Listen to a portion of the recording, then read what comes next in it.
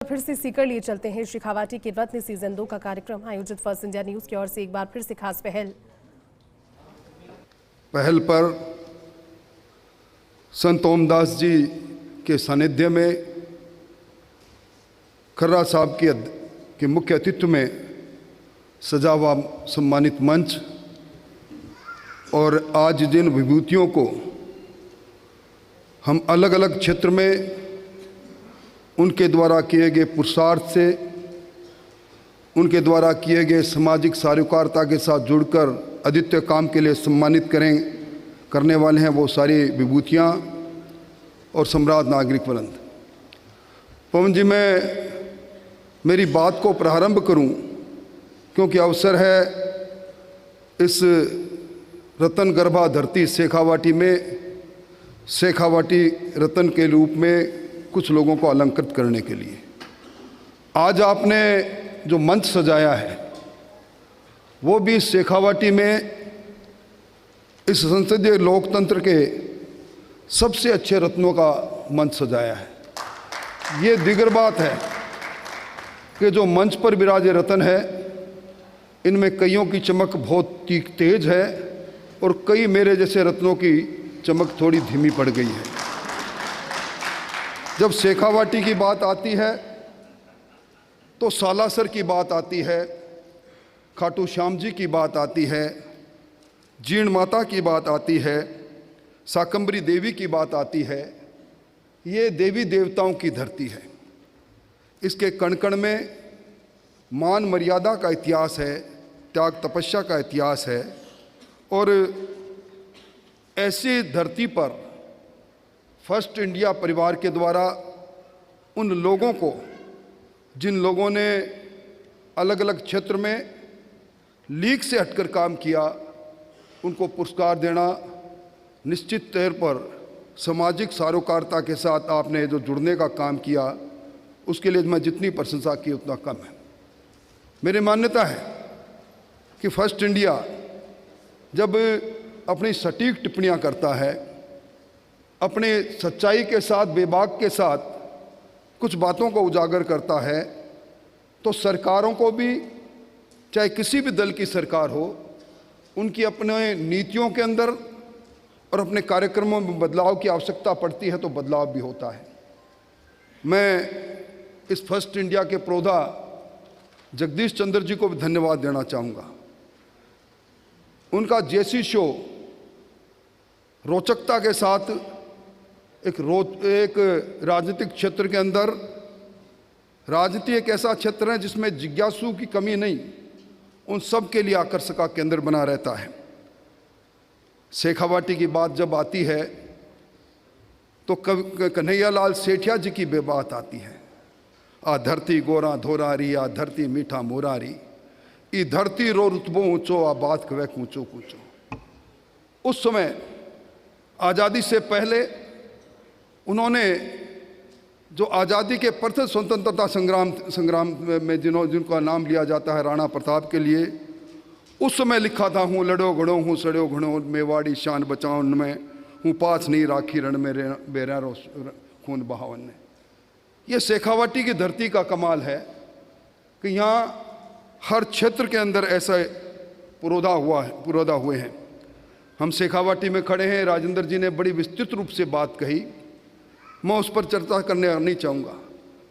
पर आज जंगे आज़ादी के इतिहास में हम जमनालाल जी बजाज के इतिहास को अलग नहीं कर सकते। वो समय था जब अंग्रेज़ों के असहयोग आंदोलन पर गांधी जी ने पूरे देश में आह्वान किया था। एक इतना बड़ा उद्योगपति, उस समय का उद्योगपति, सब कुछ दांव पर लगाकर गांधी जी के उस असहयोग आंदोलन में, उस दांडी यात्रा में अपने आप को शामिल कर ले। आज उन्हीं के कांड से इस शेखावाटी का नाम है। जब शेखावाटी का नाम आता है तो हमारी धार्मिक संस्कृति को जिन्होंने पोषित किया, आज़ादी से पहले गीता प्रेस की स्थापना की, हनुमान प्रसाद जी पोदार, जिनको भाई जी के नाम से लोग जानते हैं, उनका नाम भी आता है। और जब शेखावाटी का नाम आता है तो लोक नायक डूंग जी जोहार जी का नाम भी आता है। अंग्रेज़ों के ज़माने में अंग्रेज़ों के खिलाफ छापामार पद्धति से वो लूटा करते थे, गरीब को बांटा करते थे। आज जब जंग की बात आती है, सीमा की बात आती है, लोग कहते हैं शेखावाटी में जब बच्चा पैदा होता है तो जिगर में बारूद लेकर पैदा होता है। वतन पर मर मिटना यहाँ की फितरत रही है। आप उठा के इतिहास देखोगे, पीरू सिंह राठौड़ का इतिहास देखोगे, लेफ्टिनेंट जनरल सगत सिंह जी का इतिहास देखोगे, कर्नल जानू का इतिहास देखोगे। Lieutenant colonel general Sagat Singh ji ने बांग्लादेश को पैदा करने में भूमिका निभाई, गोवा को भारत का हिस्सा बनाने में भूमिका निभाई, और जो नाथुला का बॉर्डर जिसमें आज हम हैं, अगर सैन्य इतिहास में लिखा है कि अगर जनरल सगत सिंह जी नहीं होते तो 32,000 किलोमीटर आज चीन का हिस्सा होते। ये धरती उन वीर सेनानियों की भी है।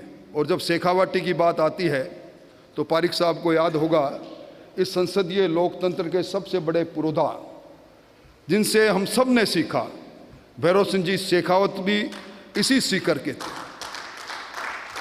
इस राज्य के 3 बार मुख्यमंत्री, राष्ट्रपति, इसके साथ साथ संसदीय लोकतंत्र को पोषित करने में जो उनका योगदान है वो कभी कोई भूल नहीं सकता। एक छोटी सी बात, बरानी भूमि पर किसान लगान क्यों दे, कितनी छोटी बात थी, पर कितनी किसान के लिए तकलीफ की बात थी।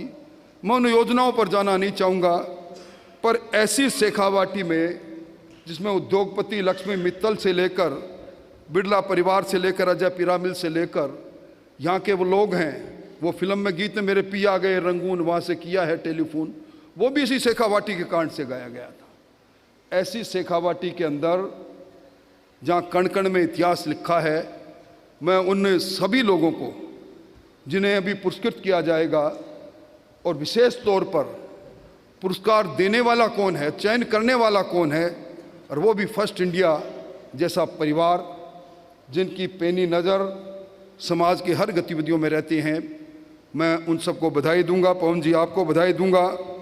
और जहाँ तक बजट की बात कही, कुछ बातें ऐसी होती है जो दलगत राजनीति के ऊपर होती है। आज शेखावाटी के अंदर सबसे बड़ी समस्या पानी की है। लगातार हमारा भूजल नीचे जाता जा रहा है, और उस पानी के लिए जो भजन लाल जी ने जो प्रयास प्रारंभ किया है, यमुना का जल हम चूरू सीकर झुंझुनू को दें, मैं समझता हूँ उसके अंदर हर चाहे कोई दल हो, सबका अपना प्रयास रहना चाहिए। और मेरे मित्र गोविंद जी मुझ पर कई बार टिप्पणियाँ करते हैं, पर गोविंद जी इस बार ये शेखावाटी के अंदर जो यमुना का पानी आ रहा है, ये पानी का सबसे बड़ा स्टोरेज, पहला स्टोरेज हमारे चूरू में हाशियावास में होगा। हम पानी लेने वाले नहीं, अब के सीकर को हम कुछ देने वाले होंगे, ये भी ध्यान रख लेना आप। वरना आप हमेशा कहते हो कि अंगूठे के नीचे रहेंगे, तो अंगूठे के नीचे तो रहते ही हैं, पर अब के हम जलदाता बनेंगे, वो समय भजनलाल जी के समय में आ जाएगा। मैं सबको बधाई देते हुए, और विशेष तौर पर पवन जी, मेरे दोस्त के साथ मंच साझा करने का मौका, क्योंकि कहते हैं ना, जीत की तो रीत निराली है। इस बार इनके चक्रव्यूह में फंसकर मैं विधानसभा में पहुंच नहीं पाया, पर मेरी और इनकी दोनों की दोस्ती पूरा राजस्थान जानता है। मैं बहुत खुश इस बात पर हूं, और निश्चित तौर पर मैं सारे कार्यक्रम छोड़कर जब आया, जब मुझे कहा कि आज गोविंद डोटासरा जी और आप एक मंच पर रहोगे, गोविंद जी आपके साथ मंच साझा करते हुए मुझे बड़ा सुखद एहसास हो रहा है। आप सब लोगों का स्वागत करते हुए अपनी बात को समाप्त करता हूं। बहुत बहुत धन्यवाद। बहुत शुक्रिया आपका राजेंद्र राठौर जी, जिस तरह से शेखावाटी के इतिहास का आपने जिक्र किया, और इतिहास शेखावाटी का हम सभी को गर्व से भर देता है, और ये ही सीख देता है कि आगे हम भी ऐसे मजबूती से काम करें। लेकिन जो आपने दूसरी बात कही, दोस्ती और राजनीति कहते हैं साथ साथ नहीं होती, लेकिन कभी कभी मंच पर दोस्त भी साथ होते हैं, राजनीति भी अपनी जगह चलती है, और ये दोस्ती कायम रहे, उम्मीद हम भी यही करते हैं, भविष्य के मद्देनज़र भी। बहुत शुक्रिया उद्बोधन के लिए। और अब मैं